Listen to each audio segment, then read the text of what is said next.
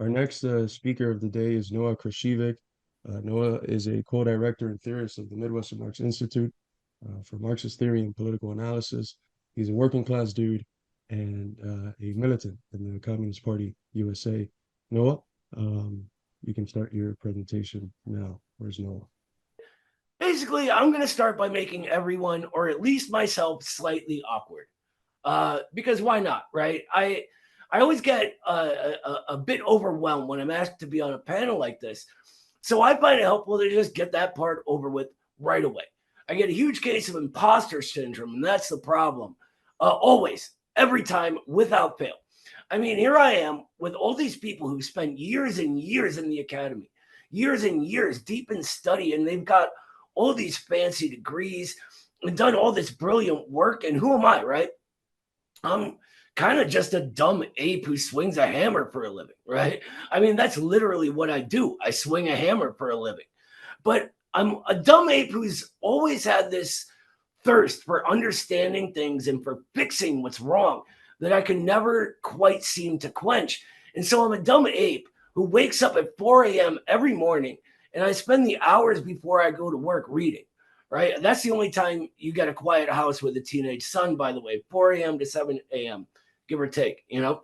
But I'm not just reading to entertain myself. I'm reading in order to create a greater understanding of the world around me.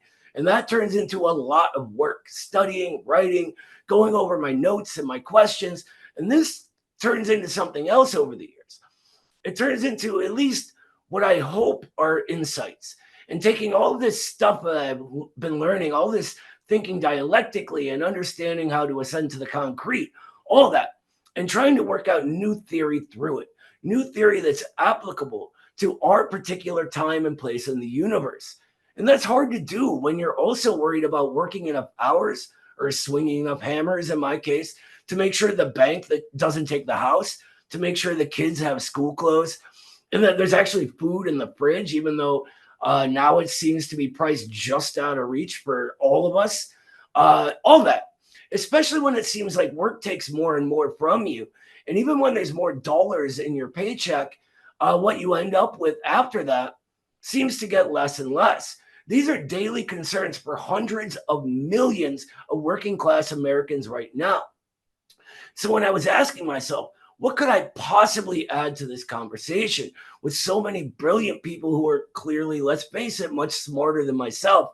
I thought that this is what I can add. I can add that unique perspective of the working class that, to jargon it up a little, arrives through the socialization of labor and retention of private ownership in pursuit of the creation of surplus value, or at least the unique perspective of a typical hammer swinging ape that comes out of all that. So that's what I'm going to try to do, and I'm going to try to keep it brief. Carlos, let me know if I start rambling. When we speak of the working class in the USA, though, there's a few clarifications we first need to make these days. And I mean, we need to clarify this every time because this is part of the problem we're here to talk about today. The schism between intellectuals and the working class. And a lot of that schism rests on distortions. One of the reasons that this schism stays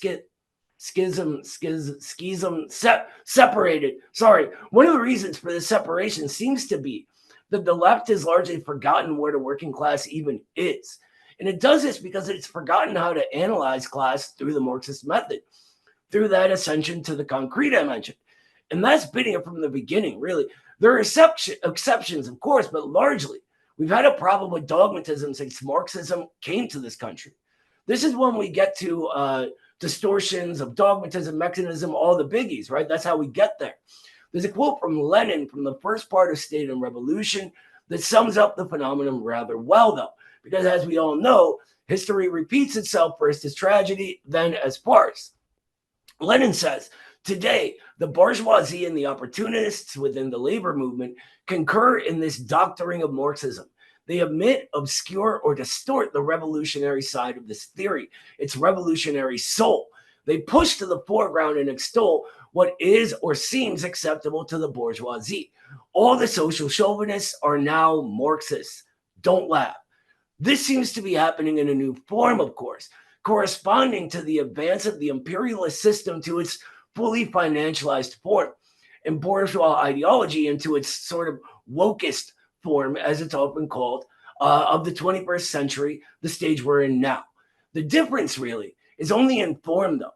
Essentially speaking, this is the same phenomenon. As we enter into a new era, just as the Bolsheviks did, we see new forms of the same essential phenomena, owing to the general laws of development. Marxism itself is a study of on a higher stage of development, right? In a particular American decaying imperialist form. And so it has different particular characteristics. Our distorters, our falsifiers, they're not even necessarily in the labor movement like Lenin's were. As our labor movement, especially its radical at one time majority, was sort of hacked to pieces in the last period of history. I mean, we're seeing a re-radicalization there with things like Sean Fain's UAW, the ALU, all that. But I got to point out right there more of the parallels of Russia entering a revolutionary era and their trade union movement exploding with militancy as well. But of course, ours is on a higher stage of development. But I'm rambling. I promised I wouldn't do that. Our distorters and falsifiers, they're not part of this resurgent labor movement. They're instead part of the left, you know? And that gives what they say even less teeth, as this left has become largely divorced from the working classes and so completely powerless to enact real change. And the bourgeoisie and opportunists in the left, whom I genuinely hope are watching this right now, certainly concur in this doctoring and distorting of Marxism, just as they did in Lenin's day. These new distorters, fakes and frauds, many of them connected to establishment institutions like the academy, media, NGOs, and think tanks, or as Gabriel would call it, the knowledge production apparatus of the ruling class, but also within organizations who call themselves socialist and even communist. They omit, obscure, and distort not only the revolutionary soul of Marxism, but everything about it. They steal our symbols and heroes, and like Kautsky tried to do with Marx, turn them into common liberals. They use revolutionary sounding words to continually advocate for the ruling class. Or maybe a little more precisely, they live in the world of abstract words, and in this way are used by the ruling class to enforce their ideological and theoretical concerns, which are at the same time practical concerns, becoming the vanguard of finance capital. And when the working class hear this essential message, but dressed in clothing that says revolutionary or communist or left or whatever, that creates a big problem. And this is even without going into the particular, corporate media narratives and how expertly they use this. Not getting into charlatans like Jordan Peterson or James Lindsay, who are then able to talk about how actually the ruling class are all Marxists and communists, and they're pushing their agenda on children, right? People see that, though. And they see these things actually being pushed on children in public schools, in the media, all over, really. And then they can easily believe the slick hustlers like Peterson who tell them that's Marxism and communism. So they stay as far away from it as possible. And rightly so, if that was what we are. But it isn't what we are. And so it keeps working people away from the only real weapons we have for our liberation. This is why the proletariat largely ignores what they see as the left at the best of times, or even wants nothing to do with it at the worst, because what is presented to them as left is exactly what the ruling class is giving them. And the distorters and falsifiers I mentioned earlier do nothing but reinforce this. To use a favorite phrase of Jordan Peterson, there is a problem with, quote, postmodern neo-Marxists, and despite the programmed falsifier responses that dismiss these valid concerns by the same ideological mistake of similar sounding language they always lean on, calling it a Nazi conspiracy theory, they are genuinely powerful. The issue is they ain't Marxists. They are rabid anti-communists, and we need to figure out a way to draw a line between them and us for good. But that was a big, long ramble. Again, I'm discussing distortions, right? One of the primary distortions of our era is that of what class is. Yeah, it's that big, right? The left has forgotten what class is. Seriously. because of this new form of the same problem Lenin was dealing with. Because of the distorters, many middle class people genuinely see themselves as proletarian. This mistake of one sided empiricism and going by definitions, which puts the idea of a fully formed thing before the content of what creates it, or in this instance, before what creates the proletariat. It tells them that they sell labor power, or usually a vulgarization, they consider labor power, and so they're proletarians, right? This is not an ascension to the concrete, my friends. This is lazy thinking, typical of the middle classes. It rests on the surface with no necessity. It is definition mongering. And if we know our Engels, we know that definitions are never enough. We must instead understand things from their lowest stage to their highest if we are to speak of understanding them on a real material level, or really to understand them at all. I don't think I have to explain what class from the Marxist perspective is, but it's part of a relationship, right? And something happens to that relationship, to our proletariat around the mid 20th century, right? During this time, huge swaths of our working class lost its proletarian character due to a combination of things I don't have time to get into, but at the end of the day, ends up being a product of class struggle combined with the maturation of capitalism into its imperialist phase, creating the centralization of capital necessary for that class struggle to actually win things, right? This huge swath rises up into a working middle class at this time, having secured for itself some measure of stability and the ability to save money and not use its wages up consuming the basic necessities. It was able to buy homes, right? And this comes with debt, which is a large part of what's happening now, but we'll try to get into that. In a word, it won the American dream, right? When we add the events of technology and globalization into the mix, we get what's often called the PMC, or professional managerial class, thrown into the mix, and we end up with the late 20th century's middle classes, living that American dream. The white picket fence around the nice house in the suburbs, the retirement plan, the 2.5 kids, the dog, or could have been 2.5 dogs and a kid. I forget which one it is. Anyway, you know what I'm talking about, right? The American dream. But that dream is effectively dead in the 21st century. Or maybe a little more precisely, it's been murdered with thousands of tiny little knives stabbing it over and over again as imperialism advanced into its fully financialized stage.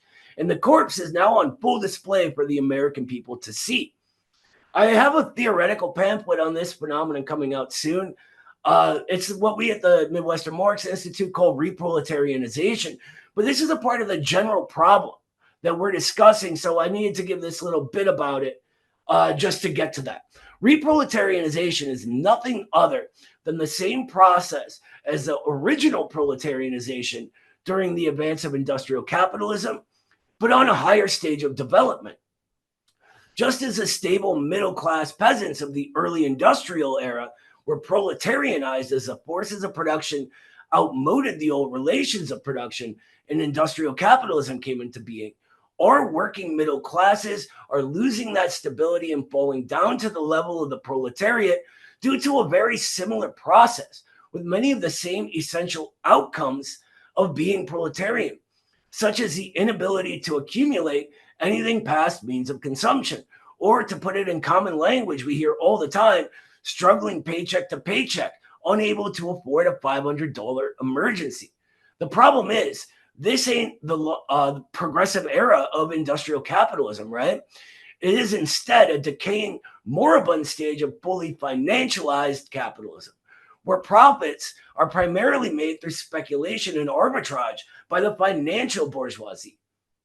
Of course, surplus value is still created, commodity production still generated, but this gigantic shift that hits a nodal point in 2008, it changes everything, right? The problem is that all of those industrial jobs are long gone, right? The unions built by those workers, they're long gone. So what happens to these people as reproletarianization hits them? They begin searching to solutions for the problem, right? Solutions to the impossibility of continuing on in the old way. And what are they greeted with? they are greeted with the middle class left of the last period of history, who unfortunately still dominate many organizations and institutions. They are greeted with the distorters and the opportunists. In a word, they're greeted by reaction dressed as revolution. I'm sure the details of how this happens are way better explained by others here. What we're focused on now, and what I'm going to finish with, is twofold. One, how this affects the traditional proletariat, of which there is still a good amount of people, and we've touched on slightly already, and how it affects the reproletariat, which is already far more numerous, even as it's only coming into being now. And for the proletariat, since this is sort of where I come from, the east side of Cleveland to be exact, sitting in the shadow of the rusted out auto plants and choking on the sulfur tinted smoke of steel mills, I'd like to tell a story from my own life, or my own lived experience, to use a favorite jargon of the left, right? At the Institute, we often joke that these organizations are run like HR departments, right? It's a joke that's only funny because it's true, though. And there's a reason for that. The reason is its class character. Middle classes, as Marx teaches us, can't really see out of that middle. They see themselves as above all class antagonisms, to quote him directly. The stability inherent in their position and ability to do more than work paycheck to paycheck, this creates a lack of necessity, easing the contradiction. And it is necessity that drives the creation of class consciousness and the creation of a revolutionary agent, no matter what era we're talking about. Middle classes just ain't got that these days. And so they have the luxury of the purity fetish. They have the luxury of policing language and cannibalizing themselves to the point of inaction or even action on behalf of the ruling class. Because despite all their big talk, as Carlos pretty much proved without a doubt in his book on the subject, the purity fetish left ain't really interested in revolution. This leads them to a very Proudhonist foundation of how they see everything, according to their own subjective views of Proudhon's eternal justice, right? Which is then reinforced as they get in contact with the distorters and falsifiers. And this is something that fascinates me about the way they think, right? I see this time after time, and it still amazes me. They seem to have the ability to turn every subjective view, every opinion they have, into an objective fact that exists outside of themselves. I'm sure I don't have to explain the ideological issues here, but this is an integral part of how the purity fetish becomes concrete here. Just as a quick example, the last time I was on a panel like this, we talked about a brand name that had become very hip and trendy within this milieu, the term Pat Sock, which was somehow nowhere then everywhere overnight, which, by the way, is suspicious enough on its own. But this term was used by these same exact people we already know as falsifying and doctoring Marxism, and it instills national nihilism and an aversion to their own people in all of the young reproletarians getting radicalized that it touches. The Marxist view of patriotism has always been the same, going way back to the beginning, as it's based in the basic Marxist analysis of what makes a people, what makes a nation, and what makes everything, really. For Marxism, there's no such thing as abstract universality or an individual liberal human subject, like those who brought the brand Pat Sock around believe there is. This is pure liberalism. For Marxism, a universal is only a universal because it has taken on a particular determinate form, right? This is true of everything. Every universal is rooted in the particular. Internationalism, which is what they mistake their abstract liberalism for, is the shared material condition of each national particularity. And there is no exception to this. As a shared material condition, or I'm sorry, as J.B. Stalin pointed out long ago. And so for Marxism, communism, socialism, communist, socialist, all of it isn't always inherently patriotic. And so if we can track these brands and dismissals, such as Patsock, that pop up right to their sources, we can find ourselves the enemy. Lenin, Stalin, Mao, they all make these statements about patriotism and the enemies of the people. No, Slash, you're past the 20-minute mark, brother. Do you mind Okay. wrapping up? Yeah, no Thank you. problem. Let me go on to my last thing. For anyone who doesn't know me well, I've been in all types of different organizing, right? Over the years, I'm a member of the Communist Party. I'm very active in my neighborhood, my community, my shop at work. And that's only since I've gotten back into things. I'm an old man now, right? So I've been in more than a few left meetings, and I can tell you that it is only a middle class culture that is tolerated there. And that is absolutely alienating to the proletariat. The intolerance and hyper individualism and the social chauvinism of the middle classes, which sees itself as enlightened, looks down on everyone else as irredeemably backwards and stupid and in need of its enlightened leadership, right? I don't have to explain the purity fetish, but this is a primary expression of it. And almost all of these are run according to strictures created in corporate boardrooms. This is why it feels like a meeting with HR, because things like the progressive stack and all the privilege walk type workshops and all of it were designed by corporations and NGOs, bourgeois institutions. And they are all designed from this sort of social consciousness. What Michael Parenti used to call the anything but class or the McCarthyite left. It's the middle class inability to see class arriving in concrete form. And so it sees all manner of difference and demands deference to difference, but it cannot see what is right in front of it. That all of this difference is what unites us. Different forms of class struggle and humanity itself, really. But that's neither here nor there.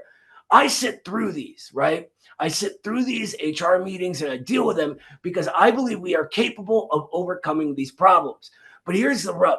Because these forces refuse to embrace their own liberalism and insist on pretending they're communists, the language of communists is still present in some form. And so the working class, or really in abstract, they call workers that they despise the moment it becomes concrete, really, is still there. And so as the only actual proletarian in many of these meetings, I've been asked more times than I can count. Noah, you always talk about your coworkers. You tell us how they were mostly Trump voters, and now all of them are on board for socialism. Why don't you ever bring them here? And the truth is, I can never answer this question because I can never answer it honestly. Answering them honestly will get me sent down to the head of HR so fast, it's not even funny. Because the truth is, one of the fatal flaws of the lack of necessity inherent within the remnants of the stable middle classes is an inability to address those flaws. And the truth in regards to their question is that I'm embarrassed. I'm embarrassed of how unserious the left has become and embarrassed of how easily fooled by distortions the people who say they want to be communists have become. If I brought any of my coworkers, all of whom did vote Trump and all of whom are now on board for socialism, because I've been able to explain to them over time what these things actually mean, they would sit there for about 5 minutes. Then the first time they were told about a progressive stack, or the dude with the giant bushy beard was told to give his pronouns or lectured on what words they were allowed to say, or any of this stuff that makes them function like a mandatory company meeting with HR, my coworkers would get up and they would leave, and I would never hear the end of it at work.